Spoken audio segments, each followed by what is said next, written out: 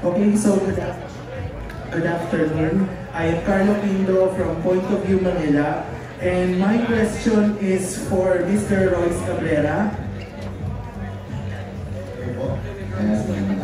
Magandang hapon po. So, my question is, being a detective in Slane, iikot lang ba yung character mo sa pagiging detective? Or, as your character, meron ka rin bang deep motive in the story that we should look forward to? Ang makakasagot mo yan si Sir Arte. Actually, sila po mas nakakalam kasi syempre, murder mystery at ang buo ng story namin is parang weekly, di ba, parang hindi rin kami makakalaman agad yung sulit na mangyayari.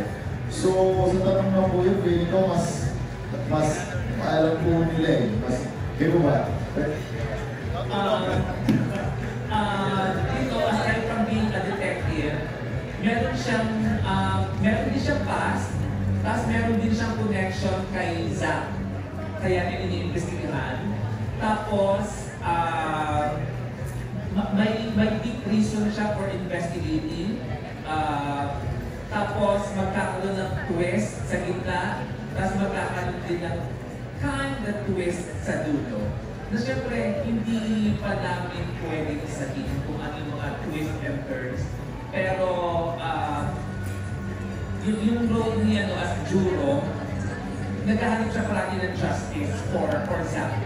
Kahit hindi niya matuklasan na si Zach is an asshole, para sa kanya, kay asshole ka, kay mabait ka, you deserve justice kapag ikaw ay pinatay.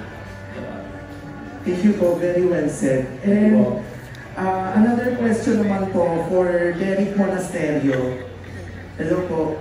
In playing the role of Zach, with all his red flags that was shown in the first episode earlier, I would like to ask, how did you prepare yourself physically, mentally, and emotionally para ipakita sa amin si Zach? Si Derek yun eh. That was siguro, this project is a blessing for me kasi gaya ng sinabi nila ni Scarlett kanina, hinantik daw po kami. So ngayon, intindihan ko kung bakit. When it comes to my character, kasi siguro before I was a little bit like Zach, kind of playful, kind of playboy, kind of arrogant, kind of maangas, basta lahat ng negative. So I kind of channeled that dun sa ginagawa ko po ngayon. So kaya, with the help of course, my co-stars with Derek, and yung eksena namin ni Julie sa kitchen na yun, tagal namin pinag-usapan yun, and Julie's just really giving and receiving at the same time, kaya hindi rin kami nahirapan masyado, and papasalamat niya ako talaga sa lahat, kasi team effort talaga siya. Thank you po. Thank you very much, Carlo. Amazing questions. And can I just ask, kaya ba juro? Kasi jury, di ba jury looks for justice? Yun ba yun? Oh my goodness, I feel like creative. Yun ba yun? Yun yung talaga yun. Yun yung ano doon, parang ang galing, ang galing. Yun talaga. Thank you very much, Carlo. Amazing questions, by the way. Now, we'd also like to ask our other guests, anyone of you would like the experience of interrogating our cast, raising your question, and here, going once, going twice. Okay, sige, habang wala, I actually am very curious to our supporting cast. Gusto kong paas sa inyo, kaya ba binigyan kayo ng idea ni Direk or ni RJ kung sino yung actual suspect, or pati kayo hindi nyo alam? Hindi nyo rin po, ooh, that is a very good, that's a very good way of handling Direk, RJ, nice one. Para lahat through experience talaga, diba? Hindi nila alam. Now, to our cast here on the side of the stage, I want you to, without explanation, at your best ability to guess, sino sa tingin nyo ang suspect? And note everyone, hindi nila alam ha, hindi nila alam yung actual. Let's start with you. Tingin ko sa juro. Yung jury talaga. Kaya siya yung susolve. Para hindi siya yung main suspect, di ba? Pwede. Ang galing nun. Mag-redirection. Gil? Sino ba? Yeah, sige, si Churo na din. Napilitan. Yeah. You know, but very interesting. Why is he so invested sa case, di ba? Si Churo, so, apaka-invested sa case. He wants to know who murdered, pero bakit kaya? Diba? Pero hindi ko kakalimutan kasi sinabi ni RJ kanina eh. It is one of the four girls. Now, sabi ni Drew kanina, so it's a she. Diba? Sa trailer. Let's go to this side. Pamela, how about you? What do you think it is? Actually, I bet myself. That's judgmental. Judgmental. Quiet, you know, very secretive. And talaga yung mga ano naman, they'll never know who the killer is. Right. The one you least suspect. The person you least expect is the killer. Ganon. So, you will never know. Just baka yung mga katabi nyo, nag-team up pala, di ba? Marami ko talaga yun. Nagsisihan pala. Naging latter. That's one of the girls. Okay. Sorry, definitely not my daughter. I love it. Mother's instinct. Everyone but her daughter. Eh, syempre, yung daughter mo, pinoprotekta mo, dapat ang anak ko din. I love it. No, pero feeling ko, kung meron talaga pumatay ka sa feeling ko si Sir RJ talaga yun. Dahil siya yung konsepto. So, lalabas siya sa film na. As a series. Biglang magpapop yung character ni RJ. Hi, by the way. Biro lang. But among the four ladies. Opo. Among the four ladies po. Among the four ladies? Yes. Bakit kailangan isa? Baka naman nagtulong sila, di ba? Malay natin. Baka yun lang yung style nila na kayo pala in-cahoots lahat. So, Wow. That's a big pero ang brain question, idea. pumapatay sila sa ganda. Put your hands together if you think so. Pumapatay lahat, pero sa ganda. I love that. So we have a fresh idea. It's a collaboration murder mystery. May collab naman, so collab din sila. Collab ng Bill and Jenny, so collab din sila sa pagpatay. Correct. O, di ba? Tatama. Partnership to partnership through the film. And how about you, Tina? Who do you think, sir? Kung sila magkakaibigan, pwede na talagang may collaboration sa kanila na pwede, baka ikaw sugar, baka ikaw ulit, baka pinag-usapan talaga nila. Sila. Pero ako, bilang natin, hindi ako papayag na si sugar. Gusto ko talaga lumalabas yung parent instinct, no? Ay, offspring. Hindi pwede. And last but not the least, the final guess, who that is? Pabalik ko lang namin na si Sugar, so definitely hindi siya. Pero kung may papatay, talaga yung character ng Chucky. Kasi nakakita na siya. Yun talaga sa dalawang votes. Sabi mo kanina yung hindi masyado pinag-respect sa Totoo naman. Gusto ko yung meron silang dalawang votes here, no? But I just also, before I throw a question to our talented cast and creators on stage, I just want to ask once more our friends from the audience, from the media, what do you have? Oh, there we go. Perfect. Please tell us your name. Hi, good afternoon. I'm Gigi from Rewind. Okay, first question for Derek muna. Nabitan lang sa sagot ko kanina, pero I'm curious kami. Paano ka naka-yes for this kind of role? Kasi parang ito yung first time na ganito, super anti-hero na nag-busit na kami agad pilot episode na sa character. Usually kasi ikaw yung leading man, super ideal, then ito very, puno-puno ng red flag. Hello. Hello. Ayan. Well, kasi po, before GMP kasi, whenever I see Miss Garlic, I always say, Miss Garlic, kailan tayo gagawa ng show, ganyan, sama mo naman ako dyan. Tapos nung finally, meron ng in-offer sa akin, sabi ko agad yes, kahit na hindi ko pa alam masyado yung role, kahit hindi ko pa ano. So, because of Miss Garlic. Yeah. Pero hindi ka naman nag-alaman kasi yun nga, ganito kasi para yung papagawa sa'yo. Well, yeah, but di ko expect na gano'n yung kalala yung role. Kasi minsan, minsan kahit ako nag-cringe ako sa ginagawa ko eh. Pero, like yung mga post na, nakaka-cringe. Although, naisip ko din na if you start cringing, then you are not your character anymore. So, yun na lang din yung nilagay ko sa utak mo. And, basta siguro ang masasabi ko lang, pag binigyan ka ng anti-hero na role, siguro ang hanapin mo lang is kung bakit siya naging masama. Kailangan meron siyang background. That's one check for me. Number 2 is may redemption. Yun. So, pasok naman yung dalawang yun. So, yun. Thanks, Eric. Deserve masunog.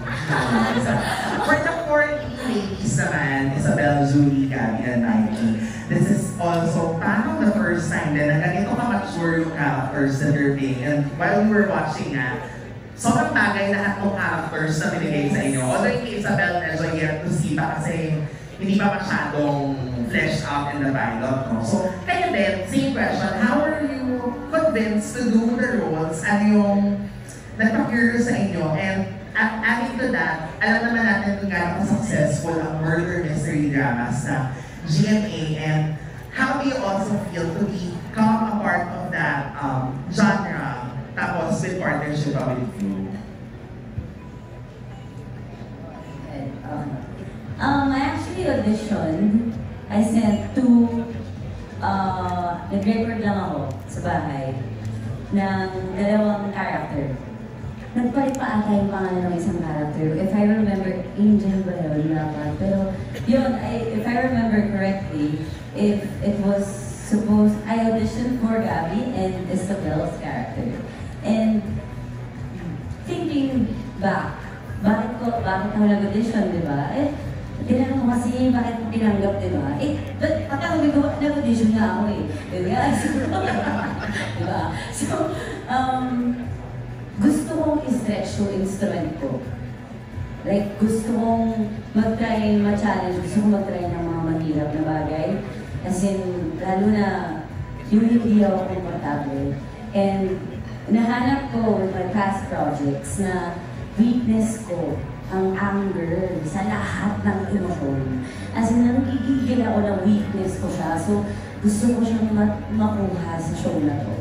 Gusto kong ma-master yung ma-aral kung paano ko sa titimplahin, how do I get there, and through this opportunity that you and GMA trusted me with, I feel like it's the best way to really stretch my instrument as an actor and find new sides of myself na kaya kong ipakita pa para hindi ako order ng mga tao, diba?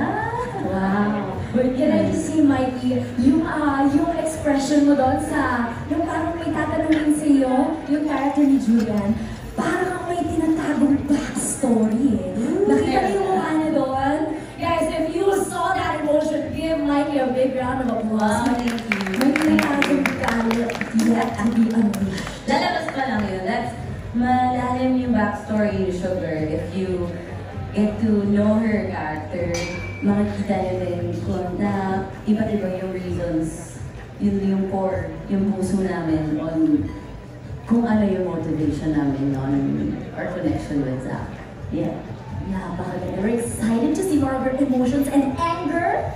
Right now, of course, Gabby, how about you?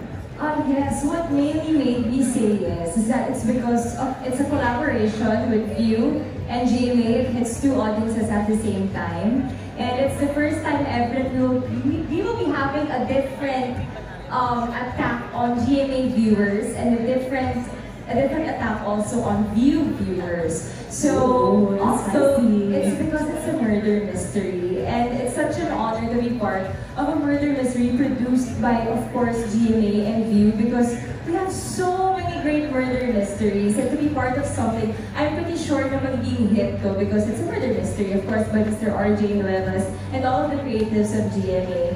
And also, we have an all-women cast.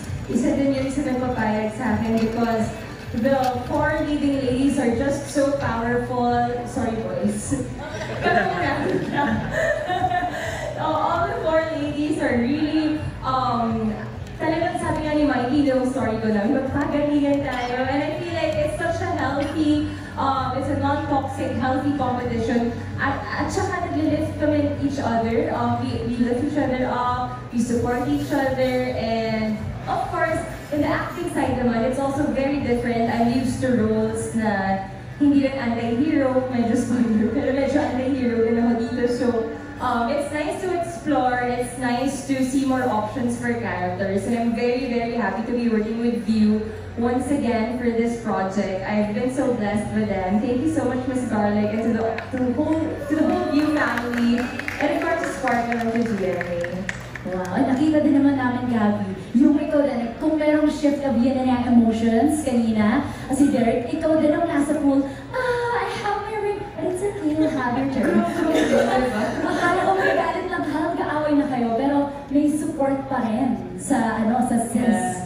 Love that. A round of applause, everyone, for Gabby's performance in the pilot episode. Now, of course, we have the romantic partner, ex-romantic partner. How about you, Juliana? Yes, good afternoon everybody. And first and foremost, kasi ngayon lang kami nagkaroon ng chance na magsalita, maraming salamat po sa pagsuporta ninyo. I'm very, very excited. We all are. What made me say yes to this project, of course, dahil of course, because of you and GMA, it's another collaboration na for sure na mag-hit. And we all know naman na ang View ay nagpo-produce ng napakaganda mga content. Yes. And of course, sa GMA din po, lahat ng mga shows ay talaga mga hit talaga, talaga tumatatak sa buhay ng mga tao araw-araw. So, yung sa character ko naman, magbibigay sa this project, it's my first time really doing this kind of genre. Nung narinig ko na murder mystery yung story ng Slay, na-curious ako syempre kasi talagang hindi umarte. My last was Maria Clara, and then syempre parang gusto ko rin ma-maximize ulit yung capabilities ko sa pagdating sa acting. And I also, katulad din na sinabi ni Mikey kanina, I also want to explore, I want to discover myself more. Kung ano pa yung pwede kong mai-offer pagdating sa larangan ng pag-arte. And ako kasi personally talaga na-enjoy ko whenever I get these roles. And first time ko rin magkaroon ng ganitong casting role. And minsan kapag gumagawa kami ng mga eksena, ako personally nasusurprise din ako kung paano siya lumalabas at kung paano ako nagiging sa set. And I also love that I get to work with these very, very talented and passionate actors. Talagang nakaka-overwhelm, pero alam mo yung asarap sa pakiramdam because I know that we are creating something that's really, really good. So, yes, very exciting the project na to. And syempre mag-unfold pa lahat ng mga pangyayari at mga scenarios na hindi nyo ina-expect. So, kailangan nyo abangan, not just the pilot episode, but the rest of the episodes talagang mahuhintang kayo lahat. At grabe naman din, congratulations on that very first episode. First episode pa lang, lahat na ata ng emotion kay Ms. Julian, nakita natin from iyak, from sakit, from run for your life, sis! Diba? If you love your performance, everybody, she deserves a round of applause. Come on. Yes. And marami pa, like you said, excited. And of course, the character who I suspect, only because she seems very nice. She seems like she has yet to share her backstory. Isabel, why did you say yes to this? Yes, hello everyone. First of all, I'd like to say thank you for being here. And I guess I said yes to this role kasi one, when I found out that this was a View and GMA collaboration, alam ko na kaagad na groundbreaking tong series na to because every time View and GMA collaborate, it's always a show that really stretches the boundaries of what can be seen in a Philippine teleserye or a Philippine series. So that's number one. And number two, when I heard about the role, my role na-realize ko talaga na this was something out of my comfort zone talaga. This genre is something I've never done before. And sobrang opposite ng last kong project, which was, I played a superhero. I played a heroine he was always on the good side. So, na-excite ako to know how my character, who can be seemingly innocent, have the capacity to possibly kill a person, diba? So that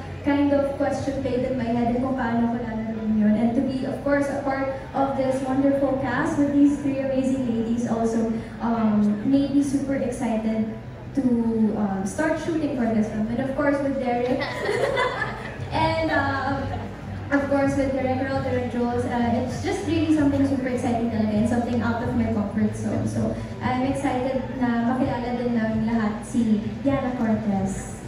Wow, Yana Cortez story arc is yet to come soon. Yes. At gusto ko yung muntik na siya mag-spoiler, right? Muntik na siya, sabi ko, marami pa kayong malalaman, hindi lang innocent girl. If hindi na, galing ko doon, muntik ka naman gusto. I really rooting for her. And I also like to say natin, isa din na na-excite ako is law student yung character ko dito. So very, kasi naging law student din ako dati. So at least dito natuloy ito. Inaral ko. Sorry, violate. Yung pala yun. Direct lang nakatulong ata siya sa script project. But I think, Jimmy, I think you have a follow-up question. Next question for Sir RJ. Being the master of murder mystery drama, si Ram GMA, no? Ito kasi merong sinasabi na there is a view cut and there is a GMA cut. So, given the track record that we had and the success of all the murder mysteries on GMA, paano nyo ginagawa yung may ganong klaseng ibang presentation per platform and mas worldwide title because yun nga, there's a platform you are in partner with. Grabe. Nung sinabi na magkakaroon ng dalawang ending, I took it as a challenge na kailangan maganda yung kung sino yung killer sa Blue, kailangan bongga rin yun sa GMA. So, nag-iisip kami kung paano namin gagawin yun until Garlic suggested kung ano yung ending sa dalawa. Maganda yun na. So, thanks to Garlic, yung ending ng View at saka sa GMA ay magkaiba at parehong maganda. Kaya dapat abangan pareho. Ooh, Garlic adding a little spice. Haha, pun intended. Thank you and congratulations. Thank you for your amazing questions. Grabe. We got to know more about our characters and their journey so far. But I also want to ask our other friends here in our room, would you have any more questions to raise? Meron mo mag-a-attempt magdulas ng question that might make our cast tell us a little bit more about their stories? Wala? Going once? Going twice? Alright, siguro I want to ask Direct Rod. Gusto po kayong ma-ask, why, apart from being an amazing partnership with you and of course GMA Network, why should people of all ages, we know slay is a term, ano ba, millennial ba siya o Gen Z? Gil says Gen Z. So it's a Gen Z term. But whether you are a boomer or a millennial, Gen X, lahat tayo nakaka-relate sa slay, diba? Everyone says it. Now, I want to ask Direk, why call it slay? Dahil ba na-slay sa fire ang ating gym coach? Dahil ba slayage ang ating ladies who are starring? Or is it women empowerment? Bakit po ba slay? I've said this before, I'll just say it again. So when you say slay, it's when someone does exemplary at something, diba? Yes. So this is a slay because while it's a murder mystery, while it's about someone's death, at the same time, it's going to be a celebration of a woman's resilience. Alam mo yun, ang haba ng PC ng babae. Kasi all these women have reasons to kill Zach. But definitely not all of them killed him. So while we're looking for that killer, we're also celebrating the other women's patience and moral compass that they didn't kill Zach. So that's a celebration of the power of a woman. So I think that's a swing. Napakaganda. So na-tackle niyo both the kind of negative but also the empowering side. And I just want to say, sayang masabi niya only one of them, hindi daw lahat sila. So I'm almost, sayang. What cost? I might be lying. They don't stop. So talaga. But everybody, I also once more, before I ask our guests, our stars in the cast to go to our amazing siguro recreation, I'd say, of that booth on fire, can I ask our guests if you have any more questions to raise? Now that they're here inside Scoop, going, what's perfect? You're here. Please tell us your name. Hi, my name is Jadia from GMA News. So my question is for Jay Ortega. So, kakatapos mo lang mag-play ng role ni Akio sa Pulang Araw, which is ang daming nabuisit, including me, charot. And then, nag-play ka rin ng parang security guard ka dun sa Magpakailanman like recently. So, parang yung feeling na ngayon, nakasama ka dito sa Slay, and big project din siya, coming from a big project like Pulang Araw. And kung pwede, can you like give us some sneak peek of your character? First of all, good afternoon everybody. And I would like to take this chance to thank GMA, Sparkle, and View, of course, Miss Garlic, and the View family na masaya ako na nakasama ako dito sa napakaling project na to kasama mga magagaling na artista. At yun, about sa character ko, isa siyang sayang wala pa siya sa pilot episode, no? Pero sneak peek lang, isa siyang simple guy, living a simple life. But may involve ako sa kanila because of kababata ako ng isa sa kanila. Pero huwag mo natin spoil, but there's gonna be a love interest din. And siguro yun lang muna. Ang suspicious naman ng explanation na yun. Kaya, malay ba ako dito kumatay kay isa? Diba? Malay natin. Jay, do you have a follow-up question? You're happy. So, aabangan natin on the next few episodes. And by the way, streaming on View, March 3rd, and on GMA on March 23rd. Alright, watch out for those dates. Okay, everybody. Oh, beautiful. We have a hand raised over here. Ay, nakataas po ba? Nagsistretch na siya. Okay, nagsistretch lang siya. Inspired siya by the gym activities ni Coach Zach naman, di ba? Alright, to our friends over here at the back, anyone else who would like to raise the questions? Because if none, siguro I'd like to ask our friends just a quick thank you from siguro direct ikaw na as the person who led the team on the curation of this full shooting experience. Can you also invite the rest of the Philippines and the rest of the world to watch Slay? Hi world. Hi world.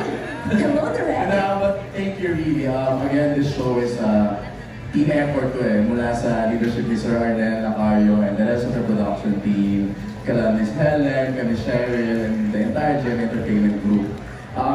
Share ko lang naman bilis total dito na tayo. I always someday after the shoot na naiyak ako pauwi. Kasi parang to be reminded na pwede kang mapagod pero masaya ka.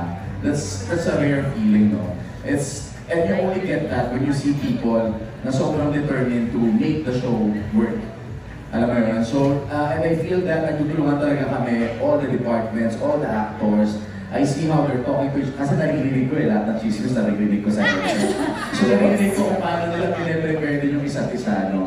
And we try to emulate that kind of collaborative energy, pati sa staff, pati sa creative. So yun, so sana supportahan po natin. Kasi when we say that it's a collaboration, it's really a genuine, mutual desire to create something exciting, to create something that will make us all proud as Filipino storytellers. So please watch Sway. Thank you. A round of applause for Direct inviting everybody. And as soon as I want to share the stage, because at this point I want to say thank you to our friends from the live stream. Can we also give them a round of applause? Watching us from a distance, thank you very much for joining us. And to our amazing cast and creators, maraming salamat because this is a one-of-a-kind experience. Just so you thought, we're giving it all. We have everything now in the Philippine media. We're elevating it even further. Our star-studded, talented cast in front, from the script even to the color grading, yung mga hindi napapag-usapang bagay, all of it contribute to the thriller, suspense, murder mystery, confusing kind series na susubaybayan nating lahat.